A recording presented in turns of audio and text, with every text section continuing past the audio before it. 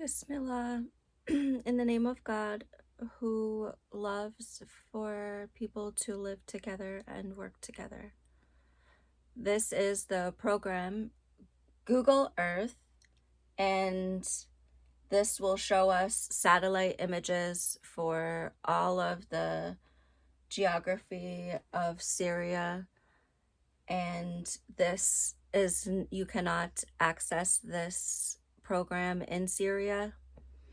It's blocked since 2011. The economy of Syria is focused where the people are, and there are three main places in Syria where the people have focused. They are here in the northeast near Aleppo and Idlib, Gaziantep, Iskenderun, and Adana, this area. Then there is the people that have focused along the river valleys, which is from Aidaman down the Euphrates, past Sin Lurafia, and all along this area down to Deir ez-Zor and through to Iraq and down into the Arabian Sea. And the last place that there is a big focus of the people in the country is along the coast and down towards the area of Damascus here. And that is, these areas are greatly economically connected with any large cities near them. The economic zone of Damascus is heavily connected with a number of countries here: Israel, Palestine, Gaza Strip, Jordan, and Egypt. So there's a big focus of economic connections here. And very significant to economic power is the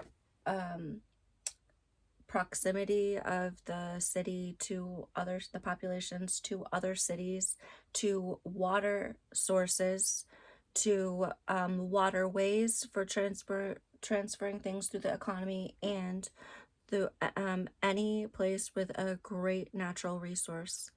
And there is a significant one about this.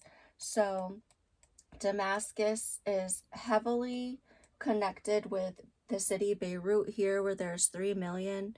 To separate these economies is to cut off the life of the people, to stop life connection.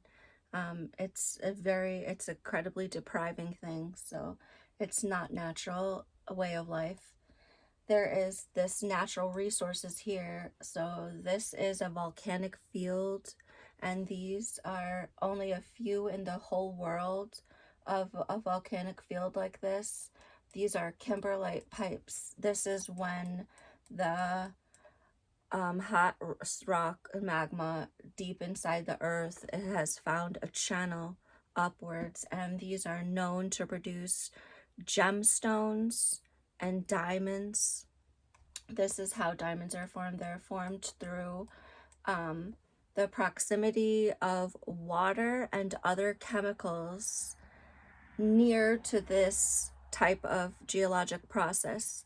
So this will not only produce a lot of gemstones, but also cause gems to be dumped into the riverways. And we know that there is a secret trade of diamonds in this area here, and that these riverways are known for diamonds. So, but this is the diamond producer, and this volcanic field is formidable. It's very extensive. And the important thing about this volcanic field to an economy is the natural resources that is being produced by the geologies here. So this is very significant. The magma is very near to the surface of the earth here, especially here near this pipe, and that the nearness to the surface of that heat there is making all of this without water. There's no water in all of this area because of the nearness of the magma to the surface in this area here. It's part of the geology of it. Where there is water underground, anywhere you see green. So here, there's so much water here. It's just made mountains. It's making mountains green, which is just incredible. And it's such a deep, beautiful green. So this is a very important geological formation here.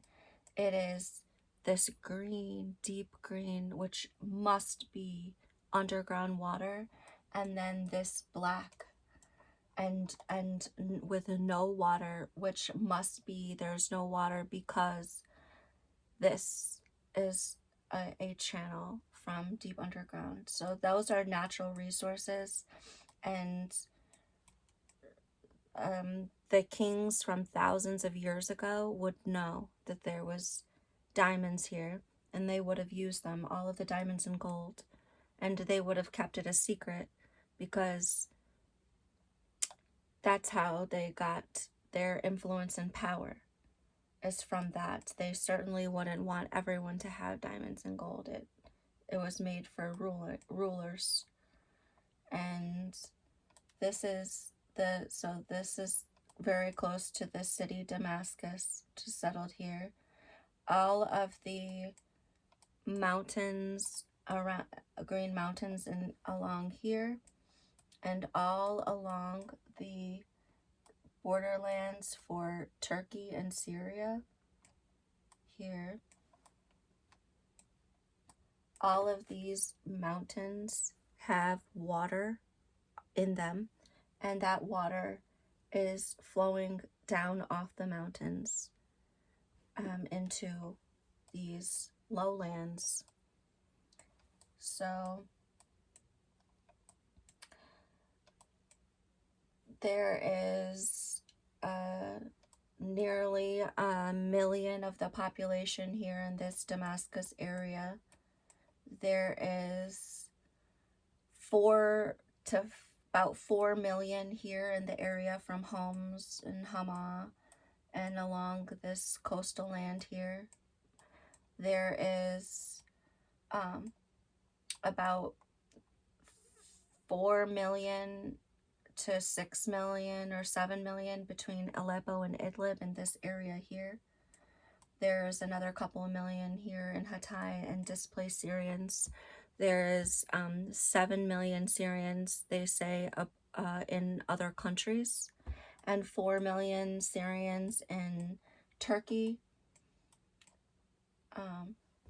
And then there are the camps of displaced people. So there are internally displaced within Syria. There are millions, and then so some of the cities have not been fully repopulated. Many of the cities have not been. Most of the population has been pushed up into this area, away from these other governorates of the Deir ez-Zor governorate. So this is another big economic zone. Important about the economies in the area is to show how the economy is, what is the structure of the economy. So the structure of these economies is that these are interdependent cities, and all of these small townships are supporting the economy of these larger ones and are required for it. We know that due to the due to political agreements, that the economies are separated, so there's different economic zones, and then understand the economic connections here where we are. There is this is where we are. We are here in this area around Idlib, all in this area here. And there's many cities here. And we are between Aleppo and the ocean. So there is Aleppo, and here's the ocean. So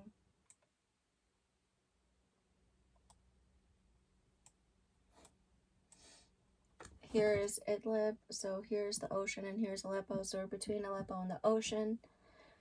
The only connections we have are north, south, to the ocean or towards Aleppo. There is these lowlands that can support the agricultural needs of a society, and then there are these mountains which channel the population and the economic route. So these mountains, they do have water sources, so these are populated, and they also create a sort of barrier to the economy that is reinforced by the political border of the country. So this is the northwest corner of Syria here on the Google Earths, and these are Sheikh Al Hadid, Raho, Koran, Madana. This is Medenki Lake, and this is Azaz. So we can see that the border is quite mountainous, and that the people are focused towards these lowlands here. And so this is Syria, and there's Medenki Lake. This is part of Syria, and then it becomes much more difficult to travel once you come this way. So along the borderland where the mountains are coming down into the foothills and to the plains is the borderline of Turkey and Syria. And what you'll notice about that is the economy, or the cities are very connected, and therefore the economies must be connected. So moving along the borderlands, looking south towards Syria, and we're here in the Syrian territory around Medenki Lake, coming eastwards, we'll come across the city Azaz. So Azaz has many branches everywhere, and they go, there's one major line right to Aleppo. Then there is all of these townships in between, such as Tal Rifat, and then there is another highway that moves eastwards, and that goes parallel with the borderline. So ultimately, we are above Turkey here. We are in Turkey here, and we're looking across the border, and you're gonna notice that though there is a borderland here, it's just so difficult to separate the people here. Like, there's how many roads here? This is a borderland, so these roads have been blocked. But you see the amount of effort that they would need. They have to block all the roads. So That's right along the border of Syria, and then the connections become stronger, such as moving eastwards. We're going to see this is the border of Turkey. This is the borderline, and you're going to see that you can throw something from one to the next. It's very near, and to travel these roads is means you can share life, you can share every part of the economy, and these are blocked by political laws that stop the economies from being connected. So that by law not allowed to connect economies, but you'll see as we move eastward more, don't lose my bearing, that it's gonna show you how impossible it is actually to really separate them. So here once again we're coming along the border eastward, and there's cities here and cities here, and they're just, for every place that you see a city on this side of the border of Turkey, you'll see a sister city on the other side of the border. Why can they not move one city here and one city here? Why do they need to have the cities linked on either side of the border? It's a natural way of life, and you'll see that become more evident near the river. Here we come to the Euphrates River, and this is the border line of Turkey and Syria, and you'll see that it looks like one city, and it's not. It's two cities. One is a Turkish city and one is a Syrian city, and this is Jaralabos. And you can see that to separate the economies, and we got to see the beautiful satellite pictures for Google Earth of Syria, which is blocked in the country. These are blocked, and these cities here between the Turkish are very connected. So moving eastward across the borderlands of Syria, and see that those cities are on top of each other. Then we see that it seems we've lost the green, and that means we've lost the water underground, the underground water. We've lost it, and we come more eastward. We see this developed city here on the Syrian side, and we're still along the borderlands.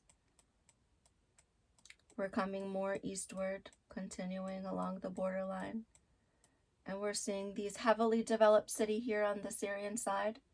Oh, and just look across, and this one decided to live exactly near him. They could not move move away anywhere. They had to come so that they could just be looking directly. It's a direct line. Before the borders, these were 100% connected. So continuing eastward, where we come to the great city of Kobani here on the Syrian side.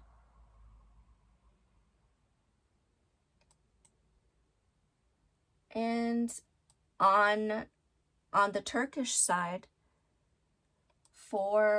here is the Turkish, here is the borderline of Syria, and here is this great city of Kobani on the Syrian side, the biggest one that we've seen coming eastward, Kobani. And of all of this Turkish land, where are the cities?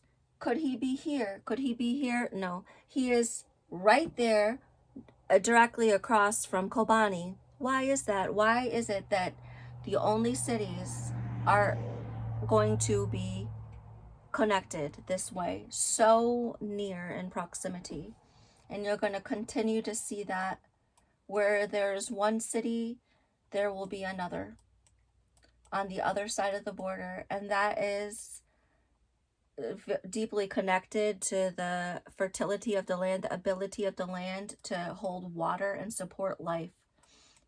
So we continue along the border, and there's a riverway here, and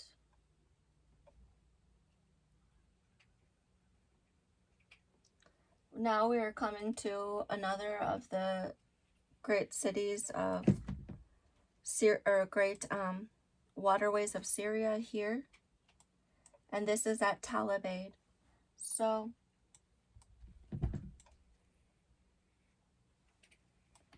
here was the Euphrates, and here we are at Tel Abyad, and you will find that this great city here in Syria of Tel Abyad is connected on the other side with a Turkish city. So once again, great large Syrian city named Tel Abyad with, you know, attachment, like satellite city, metropolis. And the only largest, greatest city nearby is directly across the border, as if they were connected, as if they had been economically connected. Then moving further eastward, we'll come across the borderlands, and here's the border, and you'll find the Turkish side develops very green.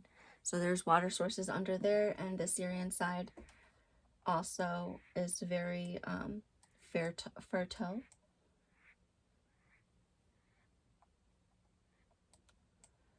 Continuing on the borderland,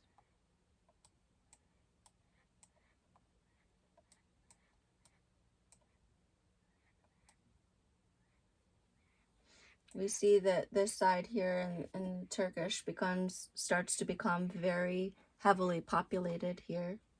But then this side here seems that it does not have a lot of water source. It's almost as if it was cut at the border. The water is being cut at the border, and it's preventing the underground aquifers from filling, because it's the only way that you could just get thousands of kilometers of waterless. It's not the river alone that's providing the water. There's underground sources that are being also stopped to generate this amount of deprivation of the land. So these rivers are arteries of life. They come from mountains, and they come from aquifers, and there's just a tremendous amount of water stored inside of the ground, and it can be manipulated and diverted and by different parts of the geography. So as we're continuing this way, away from eastward, continuing eastward, we will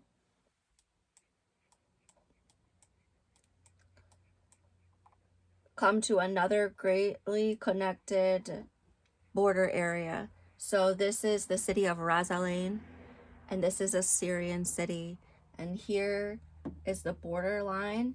Directly behind it is a very large Turkish city. So this is these are economic twins, and they have been separated by the economic laws, by economic policy only, but completely dependent physically. Physically, they are completely dependent, and so we'll continue along the borderlands for Turkey and Syria, and you'll see the trend of the interdependence of the cities between the borderlands. And as we move further and further through the borderlands of Turkey and Syria eastward. And you'll see the cohabitation. And here we are at the border continuing. Here's some large cities for Syria. And then right exactly across from the borderland of Turkey, oh, another city separated by a roadway. And economy is separated politically only, but physically dependent. And we should continue eastward along the borders for Syria and Turkey. And now we'll lose a lot. The population was very focused on the west, and now that we're very far east, we're finding smaller cities and a lot farther and separated, and we're coming to the corner lands of Syria near past Hezekiah, and we find this river here, the Tigris, and we find these large cities. So there's other large Turkish cities at the headwaters in this area surrounding this river Tigris, and then right at the borderlands between Turkey and Syria, the Tigris, so it is the border. And that's the eastern corner of Syria, the last of the borderlands here, and the Tigris. And now we're going to come from the border of Turkey and Syria on this river on the east side to the borders of Syria and Iraq. And now we have a very different geological face. These are elevations with water in them. These are difficult to travel and difficult to develop a strong economic base on. They could be used for natural resources, and they are barriers to economic movement. They cause the economy to be channeled into different ways. So here along the border for Syria and Iraq, we'll find that it's a lot more, it's a lot drier. It has elevations. It's not as populated.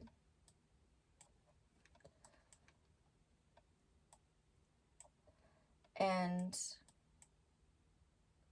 we're still seeing the interdependence of the economies. Like, this is actually clearly a trucking company. So this is probably one of their phosphate or mining operations, definitely a mining operation.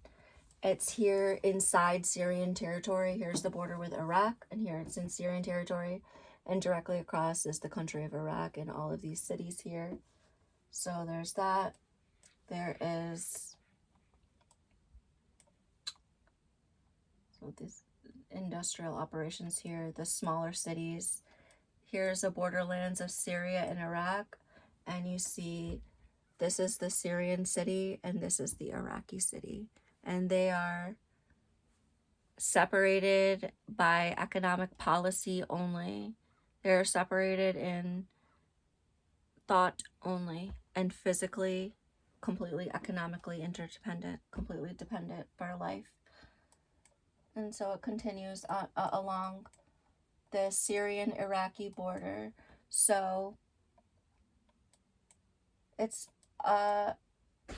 this way, these riverways are a part of a strong economic base for Syria. So this is an intensely a natural resource rich area, and an essential area for the economy of Syria. So to lose the economic support of this for Syria, this is the heart of it. How can you take this? How can you? This is a strong economic area for Syria. So it is separated from the other strong economic zone for Syria here, which is where the diamonds and the pipes are. Then there is this center economic zone, which is a very dry desert, and that's where the phosphates are. In this area, it's very difficult to grow economically, to travel, or for this territory to just to support powerful economies, except by natural resource. And what is curious about the economic connections of Turkey and Iraq with Syria is that it is not the same for Iran. For Iran, there is a shared borderland here with Iraq and Turkey, and that is separated from Syria by hundreds of kilometers of Iraqi and Turkish territory. And it's very mountainous territory, which makes an incredible economic barrier. This is a strong economic barrier, and it's separated the people greatly. So that is a very significant force of the economy, that the cities are so connected at those borderlands.